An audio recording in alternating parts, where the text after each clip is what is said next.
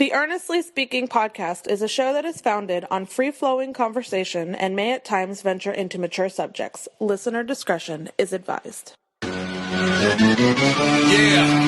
Earnestly Speaking podcast.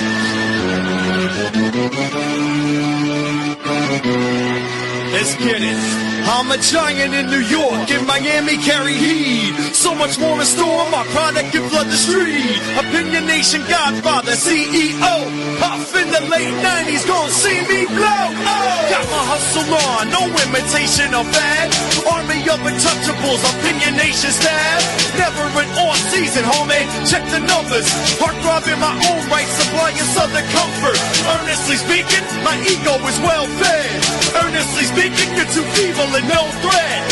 See, I'm like a hurricane, you're a mild breeze. Earnestly speaking, leaving Eli a dynasty.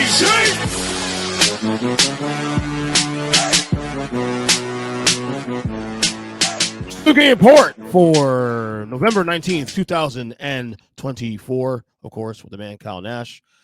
A little frustrating to start off here because a little technical difficulties before we got on the air. But yeah, thank you, Jeff Sharon. Kiss my ass. Anyways. Damn. No, I'm going to put him on blast. He got lazy. It is what it is. Oh, damn.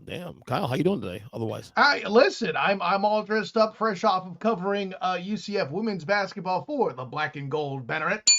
So, yeah, that was fun. Of course, the dominant fashion in which they took out UNF wasn't surprising, but yet another build for the Big 12 sophomores in UCF. Good times. All right, good time. Black and Gold Banner YouTube channel, and shortly after, by the time you're probably listening to this, blackandgoldbanneret.com.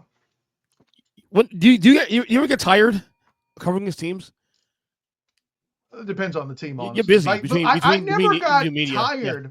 I never get tired covering the UCF women's team because they're a fun group to watch. Even last year when they weren't so good, they were a fun story. They are a fun story. And they were the group with the arrival of the new athletic director, Terry Mohajer, whom I've met, cool guy. They were the ones that started with the least because they had their cupboard cleaned out when the previous coach, who got to the NCAA tournament and nearly beat Gino Auriemma's UConn Huskies in said tournament, by the way, moved to Georgia. Like, she took everything. Even the communication staff went with Coach Abe. So, yeah, it was fun there too. But, I mean, I guess the team, I don't get tired of the teams I'm covering typically. It's more the fan base being tedious. Like, listen, I'll call it right here. UCF Knight fans are just difficult to deal with in both football and basketball, men's basketball in particular. Even though their coach, Johnny Dawkins, has them out here currently undefeated, including a top 13 at the time Texas A&M team. Fire Johnny Dawkins. That's the answer for everything, right, EJ Christian? Right. Always, when in doubt, fire the coach and call it a day. And you wonder why. Listen, and then you wonder why you have instability, of course. Yeah, but in the same token, I'm over here waiting for the news to drop regarding the Jacksonville Jaguars over at Fans First Sports Network in the Duval Dive, and I still don't have anything. So, well, more on that later because we'll cover that on the coaching meter segment of this report. But Kyle, let me ask you a question. Through 11 weeks, who is the best team in the AFC right now, in your opinion? Best team in the AFC? Right. I mean, it depends on your measure, right? I'm not going to say the Bills. That's the trap you're setting, but they are, golly jeepers, pretty good. If you mean the team with the highest ceiling when everybody plays the way they're supposed to, it's the Ravens. The team with the shortest swing of the pendulum between the floor and the ceiling, it's still the Kansas City Chiefs. Yeah, I know. So like the race now for the top for dibs in the AFC, obviously Chiefs, Bills big win against the Chiefs this weekend. Sure. Steelers big win over the Ravens this weekend. The Ravens themselves, of course. I would say those are the four teams we consider, right? The four teams. I don't put the Steelers as I don't think there should be four teams considered. The Steelers are good. I'm not prepared to put them top tier in that kind of race yet, but maybe they get there. I'm not going to rule it out. Oh, okay. So if I ask you, Pittsburgh Steelers Super Bowl contender, you say no. And of course, when I say that, I say, do you see a scenario where they're playing the AFC title game this January? Do I see a scenario where they're playing in the AFC title game?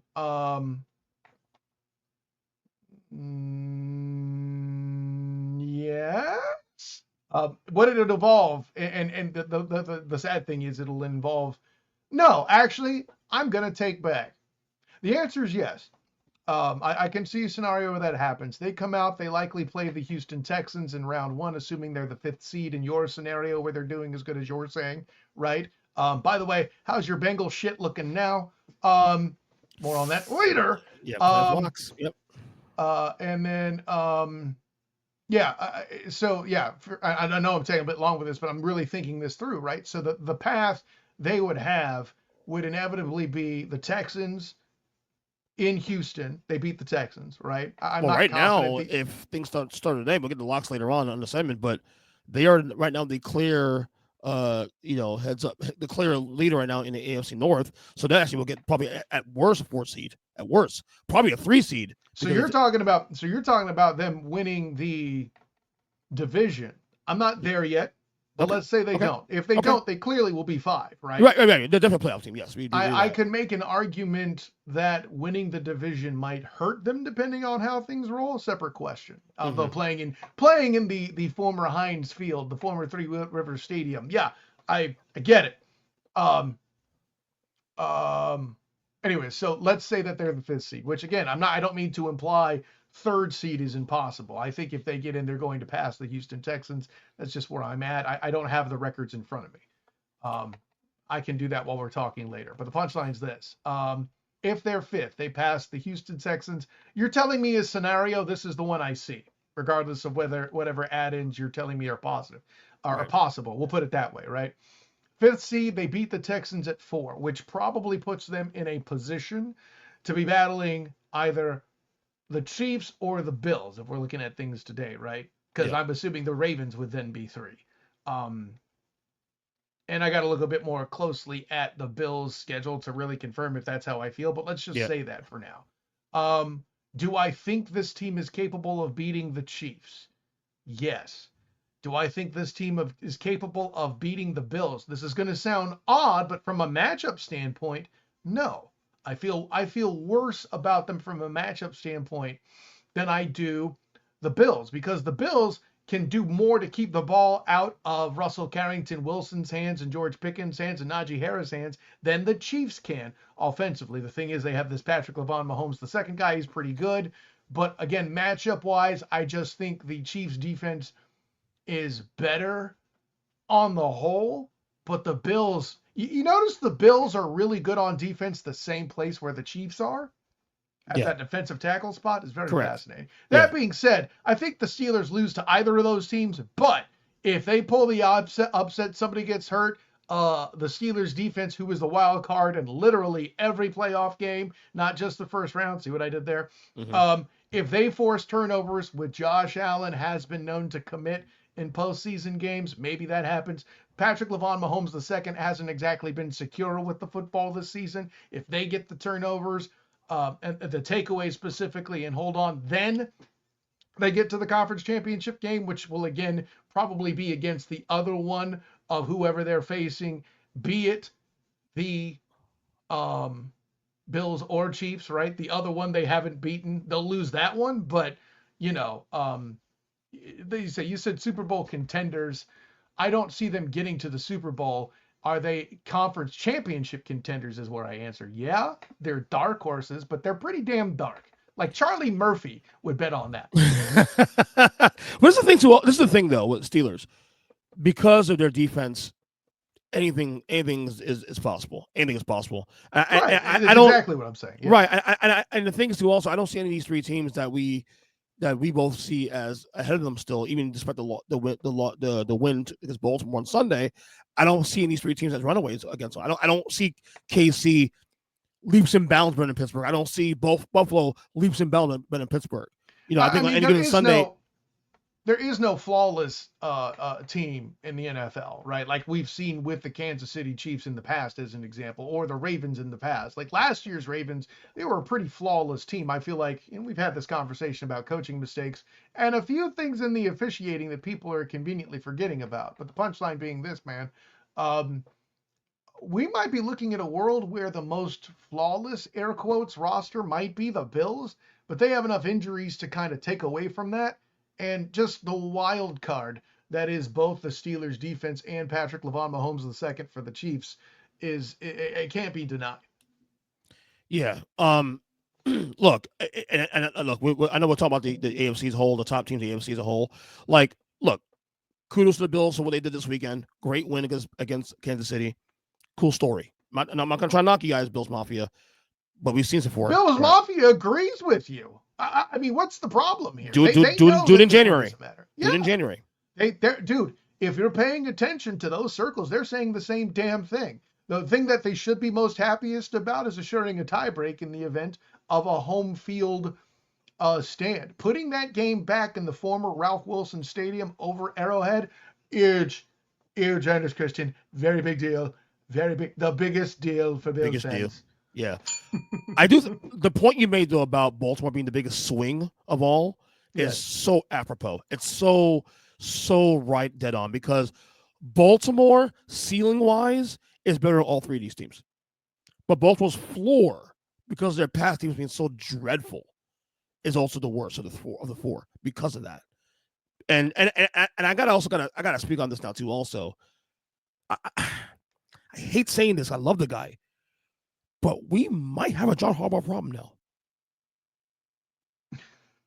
We might, and I hate saying this because I think he's one of the top guys in the league. But here's the reason you don't, Earnest Christian. Okay, let's pretend that they pull a Marty Schottenheimer on John Harbaugh, because you said John, right? I said John. Yes. Okay, just checking, because there's more than one now. Ravens coach. Not Chargers coach. There you go. Not Khaki, he's the other guy. Let's say they do something that's stupid. Objectively stupid. John Harbaugh has a good job the next season. Oh, without question. False. Then if that's the case, in the words of Brad Pitt and Moneyball, and because it's your podcast, I have to use language like this. Then what the fuck are we doing? I am not suggesting it's fired. I'm not. I am not suggesting that he gets fired. But there may be some tweaks they got to take as far as play calling and whatnot. I'm not suggesting the guy, he's a top 5 or 6 coach in the league. You're sure he's doing play calling now? But I'm assuming, well, I mean, everything falls on him at the end of the day. As a special teams guy, right? True, I don't necessarily that he is. Right, but the matter of fact, the Ravens OC is on the short list for people that are allegedly meant to potentially replace Doug Peterson. We're on that later. Oh, we'll get on that in a second. But no, but I think some of the things are, and look, I Harbaugh's might not call him the plays either. I don't know how their system works. It's going to fall on him, of course. Am I suggesting he gets fired? No, I don't think it's on a hot seat. I don't think it's warm at all. But I just think that some decisions then what the fuck are we doing? I think he has cost them some big games the last year. I don't know about that. Coaching. I don't think that's fair. Give me one. Well, the AFC title game last year, of course, the biggest one. Okay, so you're talking about specific to one game where people got the lemon booty. And listen, credit all day and night to Nick Wright for all his homerism and hyperbolic clickbait takes. I think he is absolutely right that people at offenses that coaches see urgency facing Patrick Mahomes II on the other sideline and feel like they have to score quickly because it's only a matter of time before he gets hotter than, Scarlett Johansson in the movie Match Point. Okay. But I said what I said, Earnest Christian. Don't I know you did. me. I know you did. You did. But with all that in mind, I don't. Again, is that truly a Harbaugh failing? You would only know within the franchise itself. But Okay, sure. So let me get this straight. Let's say they get back to the AFC Championship game. Do they actually hold the crime of the previous AFC Championship game against him? That's like firing Kyle Shanahan, in my opinion, because Chase Young didn't make the play he should have in the late fourth quarter of the Super Bowl, and the Niners aren't San Francisco. I mean, what are we doing here? Yeah. I mean, like I said, there's some things again, it falls on him because he's the head guy in charge. But again, Derrick Henry, 13 carries this week. Granted, one's 21 yarder. Just gotta feed that beast though, what you can. I get it. Gotta feed that beast though, and I think that's one of the things sometimes in some of these games they go away from what made them successful and try to get too cute, sometimes, and I think that gets them in trouble. That being said, I ain't ready to go out of Baltimore by a long shot. Baltimore is still one of the best teams in that conference, and they can beat either of these top teams in the conference at any given Sunday in January as well too. I still have faith in Lamar Jackson get the job done. I will say though, Josh Allen for me took the lead in the MVP race.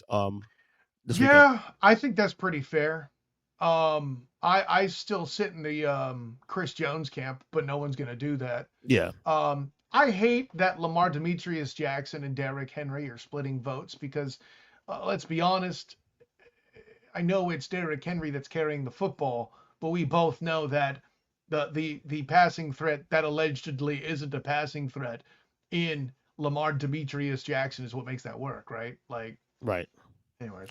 Well, it's kind of like last year with Brock Purdy and Christian McCaffrey. Casting votes out. That happens. Oh, yeah. Those cowards weren't going to vote in McCaffrey anyway, even though he was the clear winner. So then tell me this then, because I actually got into debate with this at work with some of my buddies yesterday. And if you want to go in order, you can. If you were to formulate right now a top 5 MVP list right now, the candidates you would consider MVP. If you want to go in order, go right ahead. Who are the 5 players you put in order? Okay. And that's what want me to go first. I have my 5. Yeah, you do your 5. So my 5, I have, and I think it's mostly in order. I put Josh on number 1, Lamar Jackson 2, Saquon Barkley 3. Saquon's a damn fine ad. That's a good point. Yeah, Saquon Barkley 3, TJ Watt 4. Thank you.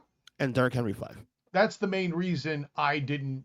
Yeah, I'm glad I didn't steal your thunder there. Your Derrick Henry response is obviously lazy, so here is the correct answer. Right. Patrick Mahomes II, 5.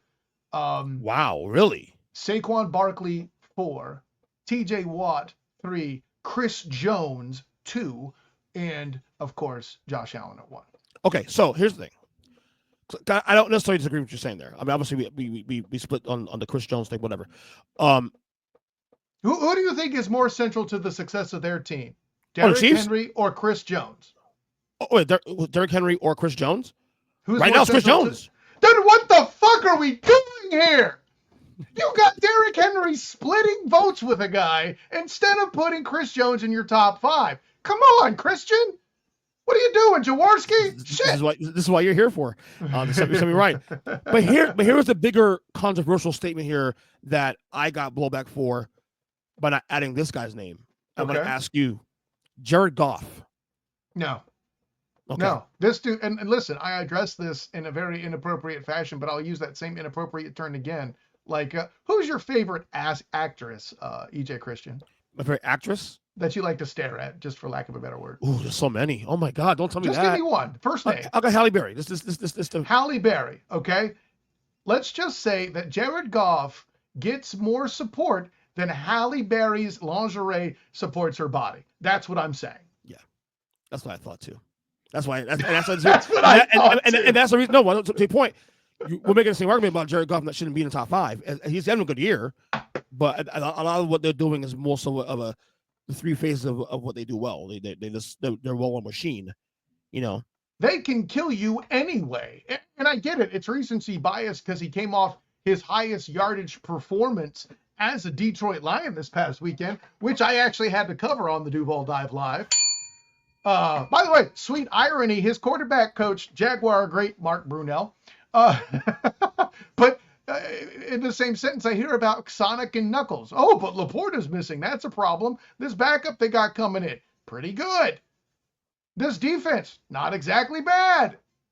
Yeah. I'm supposed to be scared of St. Pierre, or excuse me, not St. Pierre, St. Brown. I beg your pardon. I got Sonic and Knuckles, St. Brown, and Laporta when he's healthy. And you're going to try to hand me Jared Goff. I scoff at Goff. I love the MVP. I love the Sonic drop there. It's great. Well, no, that comes from them. I'm not taking that. Okay, I know. I can't take credit. Yeah. Okay. My favorite one was from. You remember our friend Jason Fairman from back in the day? Yes, my boy, my neighbor. Out on LinkedIn of all things, he suggested that they be called Rhythm and Brews. Not bad. Not bad. If you're a wrestling fan, especially, you probably appreciate that. So, which I am not. So I mean, when it well, comes old to school wrestling fan, old school, like 90s. That was Honky Tonk Man and Greg Valentine's little 1 year run as Rhythm now and Blues. I'm back. Yes. Because I'm like, you weren't going Junkyard Dog. You're not going that far back. Not that old, but old enough. 1990. Heard. 1990. Anyways. So yeah. But yeah, I like your list though. I mean, we definitely do agree. Josh Allen is the front runner right now. Clearly my list is better than yours, but all right, calm your ass down. Gun to your head, sir. Who is the NFC West favorite right now? Gun to your head. Look at records. Look at favorite. No, I'm not. Well, I mean, records are actually the deciding factor, if I may be so bold. But I know that most of the teams are 5-5 and 6, except the one with the Cardinals. You know, if I can't go air quotes homer, because I don't believe the Niners can sweep the Cardinals right now. Right? Mm-hmm. Their discipline isn't where it needs to be to do the job. And Fred Warner has bailed them out plenty of times, and now he's gone, I'm going to call it air quotes, quiet. Not that he hasn't performed well, he just hasn't made that game-breaking play to save the damn day. Yeah. You know? So the Niners have won them some games they shouldn't have, lost some games they shouldn't have. Yep. Against the Cardinals for one. Excuse me, the Seahawks this past weekend. Yes, correct. Oof, that's a tough loss. Made me look bad. They screwed my my possibility of having it. Well, no, I lost this way too with the Texans. Well, and I do have to look at the schedule for this. I've forgotten if the Niners have played the Cardinals already. They have. They lost at home. Okay, so then, yeah, that sweep BS I said ain't on the table. They've played all three of their division rivals, and I think they're 1-2 because they lost to they're 3 in the fucking division. They lost once to the Rams. They lost to the Cardinals. Lost to the Seahawks. They're fighting just to keep getting swept by anybody. Cooked. I won't go so far as to say cooked this year. Cooked. It's gonna be that close. Cooked. No, because the thing is, if you're gonna say that, that means you're trusting. That means you're trusting. Look, I'm not gonna go 10 toes down like I've done the last 3 years with the Niners. Okay, I won't go that far. Okay, yeah. But this is my argument for them. Okay, to not say they're cooked just yet. To say they're cooked means you're absolutely trusting those other 3 teams to get the job done and close the deal. No, I'm not doing that. And I can't go there just yet. No. Hear me out. Here's the difference. Maybe they don't slam the door shut, but I don't believe the Niners have enough to take advantage if they get help. That's what I'm saying. Right. And I still think right now, it's likely the West might still take 2 teams in division to the playoffs. Oh God, I don't know. Maybe it's going to be a toss-up between Washington, what they do with Washington in the East. Washington's listen, and I know a lot of that. At this point, 3 teams are going from the North. That's going to happen. Okay, which means you got 2 spots left over for the 3, 4, 5, 6. We all know you're 10 green toes down. Got it. No, Green Bay and Minnesota. And by the way, Minnesota for the record, Minnesota at this point. Kudos to the Vikings for not falling apart. That's the best you got? You didn't. No, what I'm saying is that they win 5 in a row. We're still trying to figure out, is this team for real? Then they lose 2 in a row. It's like, yep, coming to earth now. Just what we thought. But they've won 3 in a row since then. Okay. So can we analyze that before let's not go, banging the drum just yet. One of those was an impressive juggernaut of a victory, 12-7 over the Jaguars. Oh, no. Yeah, I agree. 21-13. Over the hapless Colts, who were starting Joe Flacco, and the Titans, who, let's be honest, the only reason wwhy they have 13 is because they got a 93-yard touchdown from Will Levis. I'm not sitting there saying they're a contender for Super Bowl, none of that stuff. I'm trying to tell you is, what is it you say? Calm your tits, okay? Right. I got that. I'm just saying that for them to be 8, look, we thought this year would be a disaster for them. We thought they'd be last place in the NFC North. Well, right. Probably. Okay. That's the better conversation. Right. They're going 5-0 and golly jeepers hanging on. No. We've altered our expectations to their fast start. Just like we asked for the Saints to prove something, they didn't. No. The Vikings went out and won 5 games straight. They've showed chinks in their armor, but when you have teams with no weapons, air quotes, proverbial weapons, that can't joust for shit, like any of the AFC South teams they've played. Actually, they've swept the AFC South. That's part of their damn streak. One of them's the Jets.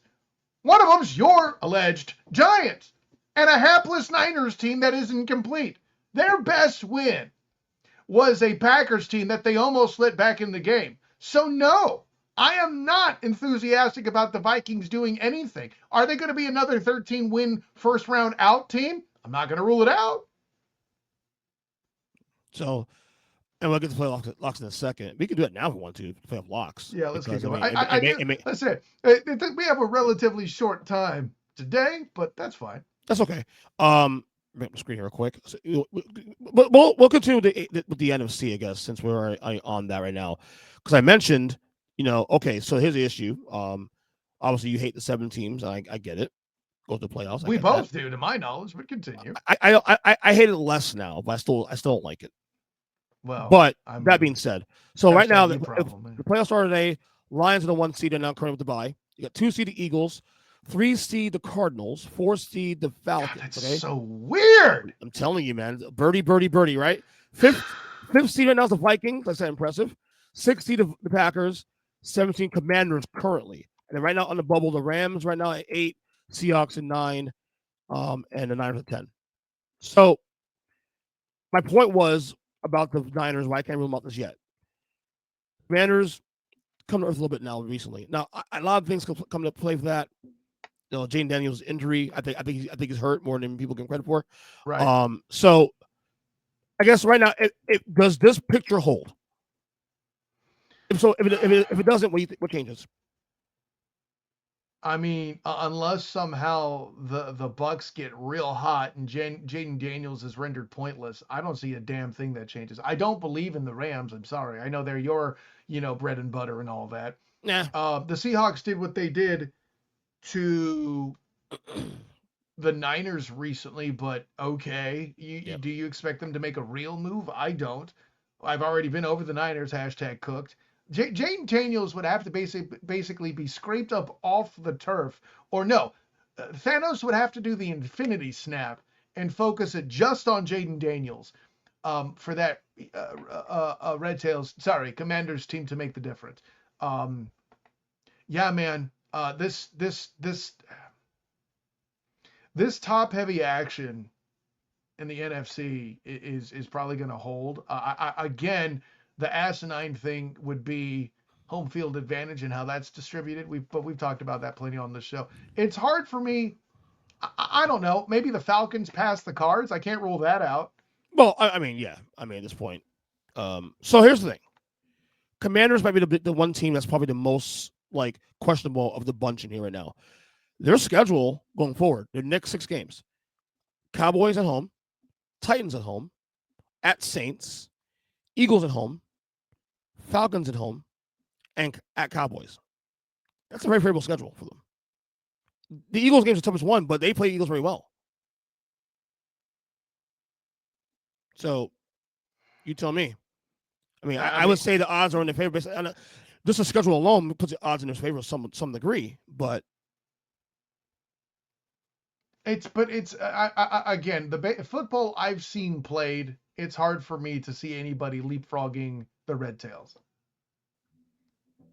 Right. The only team I would put as an option for the 7th seed, you're going to hate me for saying this, for the Niners. It's the only team I trust. I don't trust Seattle. Fuck that. I don't trust Seattle. Well, I get that you trust the Niners, but again, the hole is too deep. That's what she said. Well, right now there's 2 back in the division, and for that, all 3 teams are 2 back. And again, you keep mentioning 2 back. The tiebreak is going to be a factor. So it's likely that if the Niners get in the playoffs, it would have to be through the division. That part's correct. Yes, right. They would have to be a 3rd or 4th seed hosting a game somehow. And probably against the Vikings, which, to be honest, is fascinating stuff, but we'll leave that there. So I would say 1 through 4, 1 holds, Eagles hold. I'm a little leery.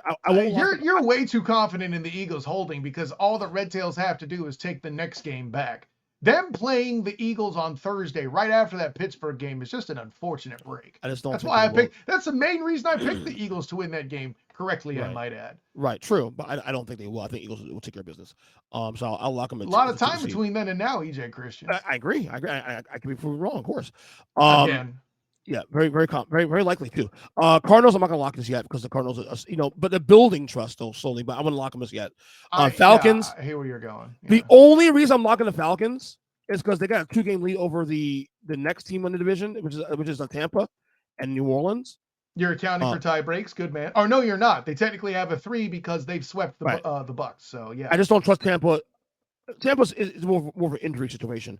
I don't trust New Orleans. I don't trust New Orleans enough to make up 2 games in the next 6 weeks. You haven't lately. I get it, man. So I will lock. Even though the Falcons have been kind of iffy the last couple of weeks, I will lock the Falcons at 4 seed.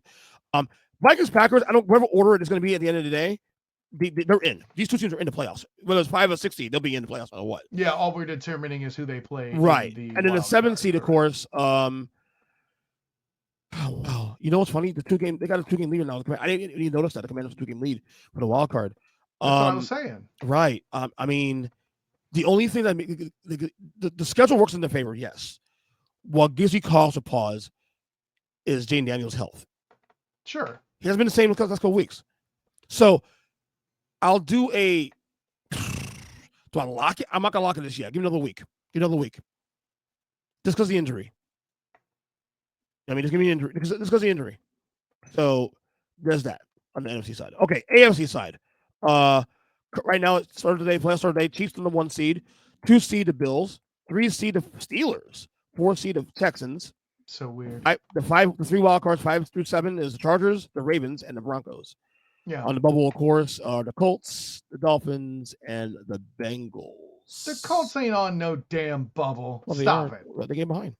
Look. Stop it. I know that where they're at mathematically. Now, hear me when I say stop it. I'm going to be honest with you, brother. I think this whole thing holds.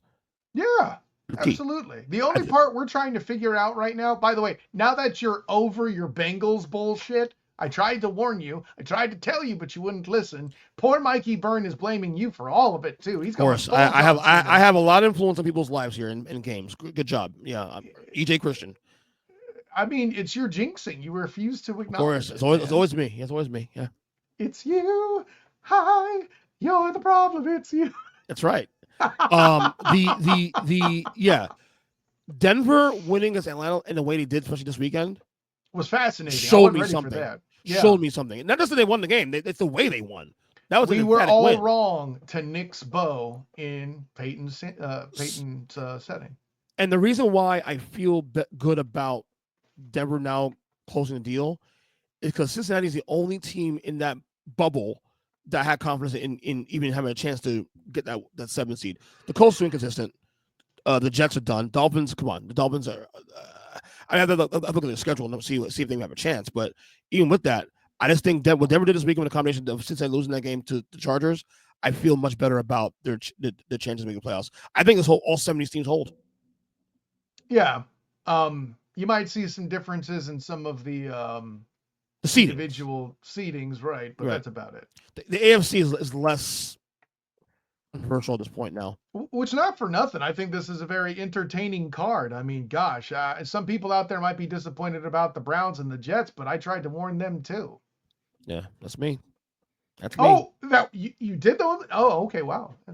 Yeah, look, if I get it wrong, I'm gonna say I'm gonna get it wrong. Hey, listen, I had my share of big whiffs too, but I can at least defend what I was thinking at the time. Yeah, mine was simple. I thought Aaron Rodgers wouldn't be. I didn't think he'd be this bad. I also didn't think the Browns would fall apart like this because the Browns weren't playoff team last year. I was wrong. You were warned in both cases. Nobody warned me that the Jags O-line was going to be this fucking bad. Yeah, I mean, that's right. I don't even want to talk about it anymore. I know they fired Joe Douglas today. I know they saw that a couple hours ago. Say what now? They fired a GM like 3 hours ago. No, you're saying Jets. I said Jags, sir. That's a whole. Oh my God. The fact that we're teasing the shit out of this topic. We can just go right now in a second, but the fact he has a job right now is kind of shocking. But yeah. Anyway, coaching pentameter. I guess we can roll through this real quick. Doug Peterson will get fired. As a matter of when at this point, right? 10, 12, 15 million. Why is he not fired yet? That's the question. You would have to ask Shad Khan. The only thing I will say is, will Trent Baalke get the shit canned as well too? Look, Peterson getting fired is, at this point, no longer gonna be a shock when it happens. I don't believe that Trent Baalke at this point will be canned because Shad Khan won't do it, and allegedly it's on the strength of the fact that he's being promised that Baalke can land Bill Belichick, which is a whole can of other worms I'm not doing on this. Oh boy, say that for one later down the road. So yeah, I'm a 10 plus. All right, Matt Eberflus in Chicago. It's wrong to ask me this question because I said it should have happened back in the preseason. Put me at a 9. Put me at a 10. I don't see things turn around, and I think, all the talent that he has around him. In fact, they're still losing games like this. Especially if they find a way to make the playoffs, he saves his job. That's not going to happen. It's not happening. No, they built too much of a hole now. How about Steichen with the Colts? I don't think you fire him. Right. But I'm wondering if they're going to. So I'm going to put it at a 6. Ooh, that's a high I thought. I got it a 3, but I see the argument because of, the AR-15 development and all that. I don't know is that his fault or not, but I also am thinking of the volatility of that front office. Yeah, I like that. How about Brian Daboll in New York? I think they're going to be dumb enough to hold on to him. I really do. I think he's like a 6, but it's probably more like a 4. It looks a 5. I think it's 50-50 at this point. And way to sit on that fence there, Chief. No, because number one, I don't think it should fire number 1. Well, yeah, you don't get me started. Let him and Joe Shane at least pick a quarterback that they actually want for starters. That wasn't their pick. That was David Gettleman's pick. So yeah. Let them at least pick the quarterback this time around, instead of picking fucking Daniel Jones, which we said even in real time was a mistake to take him that high. There's Giants fans out there in this universe that believe still that the Giants did the right thing. In what? Keeping Daniel Jones. Shouts to Jeff Sharon. The timing was weird. Not only does he want to ruin my settings on my audio, apparently he wants to ruin your alleged franchise. He's a Giant fan too? Allegedly. So I shouldn't say he's not alleged, but he is a Giants fan. We'll see. Calm down. So the thing with the Giants is this: like, I defended the deal in terms of the structure, but not to the point where it was going to hamper the team keeping Saquon Barkley for the future, and that's the problem.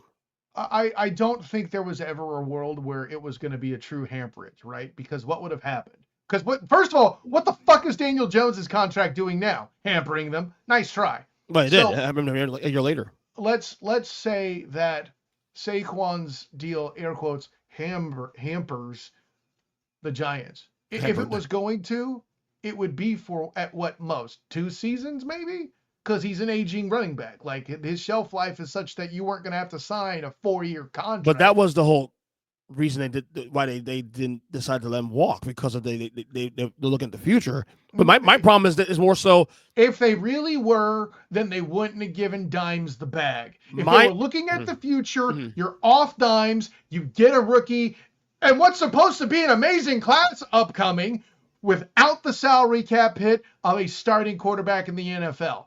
Just on the fiscal physics, you like that? Fiscal physics alone, it was a horrible maneuver. And even if it goes bad with Saquon, it'll probably be because of injury, which you can write off in the salary cap. And I say again, because he's a veteran player compared to Dimes, he would have been less of an overall impact, period, point blank. That's where it ends. The only reason I defended the deal was that, let's say, so first off, they came off with Jones making the playoffs, winning a playoff game, and so they want to get ahead of the market a year ahead early.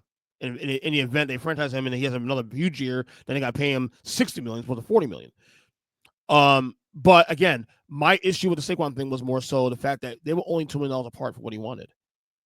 Give him the fucking $2 million. That's what I would have done. That's it. So if Joe Shane loses his job, it's because of that shit, that one transaction, and rightly so. Right. might shock you a little bit, but I'm gonna say it anyway. Because I did mention him one time we did a coaching parameter early in the year, but I'll say it again. Zach Taylor in Cincinnati. You got to give him 1 year to see if the smoke and mirrors are real, right? Because the way that the Bengals are beating a lot of teams is by out-talenting them, and when T. Higgins is gone, they won't be able to do that the same way. Yeah. I mean, our own, our good friend Mikey Byrne, the resident Bengals fan, has commented in our conversations how different they look without Higgins. He's not wrong, you know. So yeah, I think you give him 1 more year. Put him at a 5. The seat isn't hot, but you're on the clock. I'll go a little lower. I'll go 4. But I also should bake in the fact that they're cheap anyway, and I know if they fire him, they're not going to get anybody else worth a damn, because that's what they do. The Mike Brown. Thought. Yeah. So you got to bake in the cheapness too. Also, they're not trying to get a Bill Belichick or trying to get something better. Yeah, I guess. So one reason why Marvin Lewis lasted as long as he did. It also depends on if. Well, Marvin Lewis, no, that's not the only move, because Marvin Lewis maximized a team that would have not have made it to 4, or was it 5? I forget, straight playoff berths. They would have been bottom feeders instead, and people refuse to acknowledge that shit. But yeah, I feel like Joey Burr's influence may fall into play here, but like I said, I'll keep it at 5. I will say something too also with the Bengals, because this window with this core right now is probably closed. No, it's closed. T. Higgins is gone. They can't afford it. Exactly. So if they don't rebuild around Burrow, keep an eye on Burrow's future of that team in next year or two. Oh God. Does Joe Burrow say, "Hey, you know what? Y'all not interested in winning"? And look, the Bengals' history. And then he starts proves calling us for right. a trade. If it were any other franchise, I'd say you're nuts. But yeah, because of who it is. I'm not going to say I subscribe to it, but it certainly isn't the most nonsensical thing you've said today. Today. More on that later. All right. Finally, Mike McCarthy in Dallas. Easy 10, right? Oh yeah. No, he's further out than Robin Williams' character in The Birdcage. Okay. I think the question is going to be whether or not he gets fired before the year's over or doesn't let him walk, because it's the lame duck year for him anyway. I feel like they're.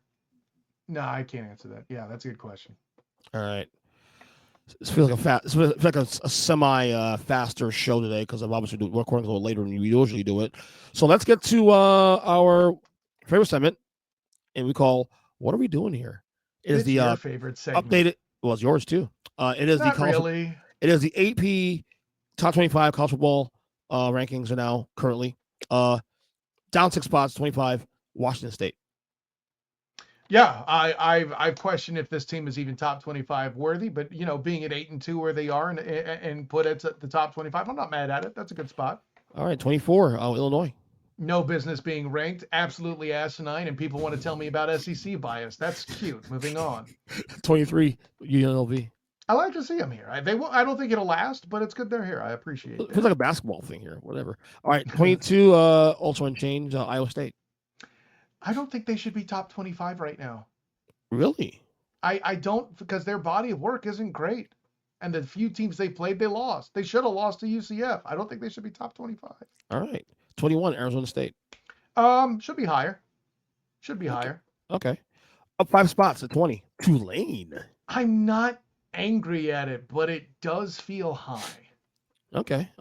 Up 4 spots now, South Carolina. This is why people talk about SEC bias. Yeah, them being in the top 20 kind of irks me, but they belong ranked for now. I don't see it lasting, but they have a quality win, right? Do they? I thought they beat one of the better teams. Did they beat Tennessee this year? They beat LSU. Actually, you're correct. Yes. So, but again, yeah. And I'm so. Oh, excuse me. They lost to LSU. They beat the allegedly super great Texas A&M. Well, yeah. That saves everybody's life. Beating Texas A&M. Also, they did beat Missouri last week to basically knock them out of the top 25. Right. So, yeah. Those are but yeah, I mean, if you beat Texas A&M, obviously you're a fucking playoff team, according to so many people. Yeah. All right. Down 2 spots. Army. Unbeaten though. This is cute. Again. They're preparing to drop them out of the top 25 when they lose to Notre Dame, and rightly so. But it's just going to be more G5 revenge for the Notre Dame Fighting Irish. There you go. All right. Unchanged at 17, Clemson. Get them the fuck out of the top 20. What are we doing here? Come on, guys. All right, up 2 spots and slowly climbing. Colorado, 16. I like that they're slowly climbing. Yeah, they're preparing them to make it into the playoff and potentially fight for the bid for a bye over potentially a Boise State team. Boise State is not an impressive schedule. They're clinging to the fact they have a quality loss, and that's it. And not only that, I like the fact that they're doing it slowly this time, so they don't feel like they're like this bias. Oh, no. This is something the committee has done before in moving somebody up slowly. This is how Cincinnati got there. This is how Notre Dame was ranked high enough to propel Cincinnati up there, all of that. Right. All right. Unchanged to 15, Texas A&M. Speaking of. The 2 losses. This team is so confusing, EJ Aren't they? Christian. I really don't know. I am so perfectly honest in saying I do not know what to do with them. Yeah, I'm with you on that one. Their best win is LSU, who is, again, another confusing team. So their other best win is Missouri, who, again, is revealed now as a fraudulent team. I could say what you want about Dart. I like him as a quarterback, but that does not. Yeah, no, fuck it. I'm saying it. They're too high. 15 is too high for this group. All right, down 7 spots. I would suspect it continues to drop. We'll leave it at that. Right, down 7 spots now at 14. BYU. Oof, tough loss this weekend. That's a tough loss, and if it wasn't to Kansas, that would be pretty bad. Their reputation is such that they're kind of pumped up and overrated. There's something to that. I think we live in a world where the Big 12 is completely underrated and also competitive, which is a horrible combination to be in this period, where if you're overrated and competitive, well, you'll get credit. Please see the ACC. If you're overrated and you get credit, please see the Big Ten. Right. I know people are going to try to slap the SEC with that, and it's completely stupid, but that's a separate question. All right. Up 1 spot at 13, SMU. This team threatening to make the playoffs is a blight against the playoff system, and we'll leave it at that. I'm not even going to use any curse words. Another team climbing slowly at number 12, Boise State. They're only here because the playoff has to let a G5 in, and they're protecting their asses from telling SMU, hey, you're still technically a G5, but because you got to the Power 5, you're getting penalized. Yeah. So, yeah. All right. Number 11, up 1 spot, Miami. I'm glad they got punished the way they did for that loss and are continuing to do so. Yeah, I love it. And rightly so. All right. And rightly so. All right, down 4 spots at number 10, Tennessee. I'm not mad at it. I find it interesting that Alabama is ranked above them. I guess, well, maybe not. Alabama only has 1 loss. Yeah, Recency bias for that one. I think that's why. Sure. And at this stage in the game, I'm not as mad at it. Tennessee as a top 10 team, when I say it out loud, feels right. Tennessee beat the team that beat Georgia. I think that's logic. Tennessee lost to the team that beat Georgia. They lost 2 this weekend. Whatever the fuck it is. Whatever. All right, number 9 at 1 spot. Ole Miss. Try as you might, EJ Christian. I'm trying. I see the effort there. Ole Miss, again, this is another one I'm not mad at. Listen, I had this team as a dark horse kicking lots of ass in the Huddle Up podcast prediction shows. So we'll leave that at that. Yeah. We continue on SEC corner at number 8, Georgia. I think a lot of these teams are ranked lower. I'm going to say 7 through 10 are all ranked lower than a team that's ahead of them. All right. Speaking of number 7, up 2 spots now and climbing back in the rankings. Number 7, Alabama. Not really the story here. Again, 7 through 10 all ranked lower than a team than they should. 2 teams that they shouldn't be. 3 teams. Right. 3 teams that they shouldn't be. Is it this one, number 6, up 2 spots lower, Dame? You bet your entire ass. You lost to a G5 team. You snuck past an A&M team. Or no, actually, you beat an AM. I shouldn't say snuck past. You beat an AM team. You have 4 G5s on the schedule. What the fuck gives you the right to be 6th? This is ridiculous. This is the absolute highway robbery of this committee that we were trying to eliminate with the BSC, and it has failed. All right. So 5 through 1 unchanged, though. Okay. Number 5, Indiana, 10-0. I'm not going to bang the table as I have in the past against Indiana because they're probably going to lose Ohio State, and that will hopefully fix everything. But they too have no business being ranked higher than 7 through 10. What do you need to see in Indiana for them to get your respect? To beat somebody worth a shit. So if they win this Saturday against in Ohio State, is that plausible for you? I mean, it would make the most sense. Okay. But I think at that point, it's more about them sneaking through a Big Ten that is overrated as hell. Okay. Number 4, like I said, on Aussie Unchanged. Penn State, number 4. Please see what I just said about Indiana. All right. Number 3, Texas. Why they're not 2, I don't understand. I get it. I'm with you, brother. Totally with you on that one. Number 2, Ohio State. I mean, they're the most quality loss in the league, apparently, beyond one other team. So I guess they should get some respect, right, EJ Christian? Yeah. Number 1, of course, Oregon. Overrated. But they're gotta undefeated. say, they're undefeated, so it matters. I get it. Right, no, and I get that, but I also got to say that since that Ohio State win, though, was impressed about them. I said it before in the podcast. I'll say it again, is that they've stayed on the gas since then.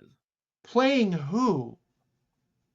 Again, winning games. Playing who? Nobody's. I get they that. should have lost to Wisconsin. What the fuck are you doing here, EJ Christian?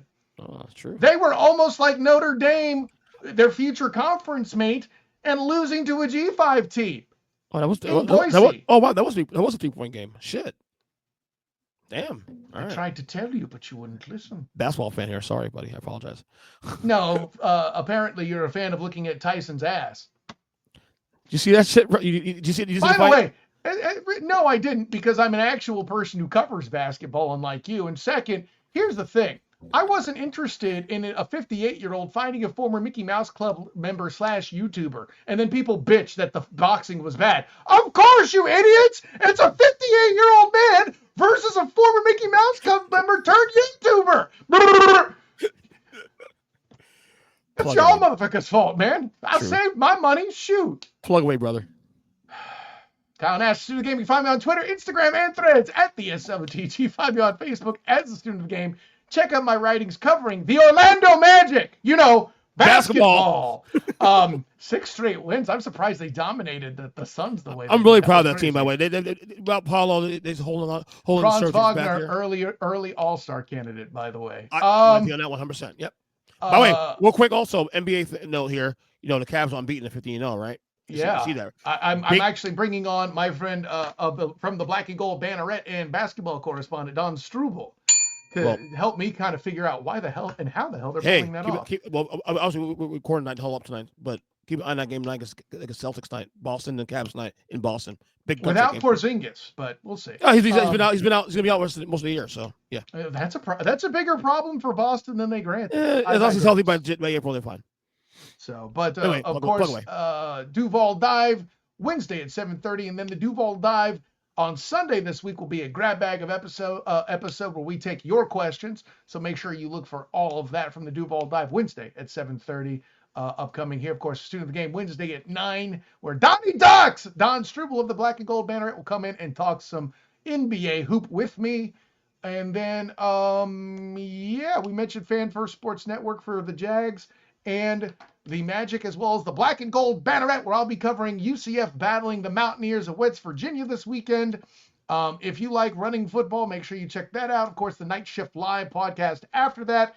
And of course, I'm talking men and women's hoops on the Night Shift podcast, which you can find both on the Black and Gold Banneret YouTube channel. Until next time, EJ Christian, class dismissed.